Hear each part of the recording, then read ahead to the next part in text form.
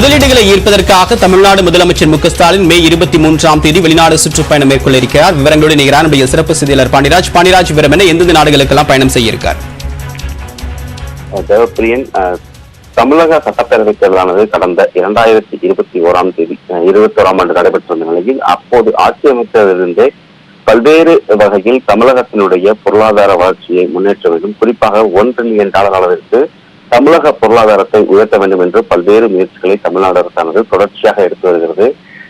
கிட்டத்தட்ட இந்த 2 ஆண்டுகளில் மட்டும் பல்வேறு புரிந்துணர்வு ஒப்பந்தங்களானது போடப்பட்டிருக்கிறது. அதில் குறிப்பாக பல முக்கியமான வெளிநாட்டு நிறுவனங்களிடம் தொடர்ச்சியாக அந்த புரிந்துணர்வு ஒப்பந்தங்களானது போடப்பட்டு வருகிறது. இந்த சூழ்நிலையில் வருகின்ற மே மாதம் 23ஆம் தேதி முதலமைச்சர் மு.க.ஸ்டாலின் அவர்கள் ஜப்பான், சிங்கப்பூர் போன்ற நாடுகளுக்கு செல்லக்கூடிய வகையில் பயணத்திட்டம் ஒன்று தயாரிக்கப்பட்டிருக்கிறது. அதில் முதலீடுகளை ஈர்ப்பதற்காகவும் முதலீட்டாளர்களுக்கு அழைப்பு விடுப்பதற்காகவும் முதலமைச்சர் மு.க.ஸ்டாலின் அவர்கள் வெளிநாடுகளுக்கு பயணம் செல்ல திட்டமிட்டிருப்பதாக வெளியாகிறது. வரவிருக்கின்ற 2024ஆம் ஆண்டு ஜனவரி மாதம் 10ஆம் தேதி அளவில் தமிழகத்தில் உலக முதலீட்டாளர் மாநாடானது நடைபெற இருக்கிறது. அந்த மாநாட்டில் பல்வேறு நாடுகளில் இருந்தும் உலக புகழ்பெற்ற நிறுவனங்களையும் அதே போல பல்வேறு நிறுவனங்களையும் தமிழகத்தில் முதலீடு செய்ய அழைப்பு விடுக்குமாறு வருமாறு பல்வேறு தொடர்ச்சியான முயற்சிகளானது மேற்கொள்ளப்பட்டிருக்கூடிய நிலையில் முதலமைச்சர் அவர்கள் முதலீட்டாளர்களை ஈர்ப்பதற்காகவும் முதலீட்டாளர்களை தமிழகத்தில் கலைக்கக்கூடிய விதமாகவும் வெளிநாடுகளுக்கு பயணம் செல்ல இருக்கிறார். அதற்காக வருகின்ற 23ஆம் தேதி முதலமைச்சர் அவர்கள்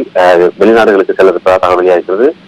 வரவிருக்கின்ற மே 2ஆம் தேதி தமிழக அமைச்சரவை கூட்டமானது நடைபெற இருக்கிறது. அந்த கூட்டத்தில் இதற்கான ஒப்புதலானது வழங்கப்படும் என்று நேற்றைய தினமே நாம் செய்தி வெளியிட்டிருந்தோம். அது தற்போது உறுதியாக இருக்கிறது. வரவிருக்கின்ற 23ஆம் தேதி ஜப்பான், சிங்கப்பூர் நாடுகளுக்கு செல்லக்கூடிய முதலமைச்சர் அவர்கள் ஏற்கனவே ஜப்பான் நிறுவனமானது தமிழகத்தில் பல்வேறு முதலீடுகள் செய்திருக்கிறது. குறிப்பாக பல்வேறு திட்டங்களுக்கு ஜப்பான் வங்கிகளானது நிதியும் வழங்கியிருக்கிறது. இந்த சூழ்நிலையில் தான் ஜப்பான் நிறுவனங்களுடன் பேச்சுவார்த்தை நடத்துவதற்காகவும் அதே போல நகர்ப்புற வளர்ச்சிகள் தொடர்பாக சிங்கப்பூர் நாட்டிற்கும் முதலமைச்சர் செல்ல இருப்பதாக தகவல் வெளியாகிறது. ஏற்கனவே கடந்த 2022ஆம் ஆண்டு கிட்டத்தட்ட 6000 கோடி அளவிற்கு துபாய் நாட்டில் சுற்றுப்பயணம் மேற்கொண்டு அங்கு இருக்கக்கூடிய முதலீடுகளை ஈர்த்தது குறிப்பிடத்தக்கது. உங்களுடைய விரிவான தகவலுக்கு நன்றி பாண்டிராஜ்.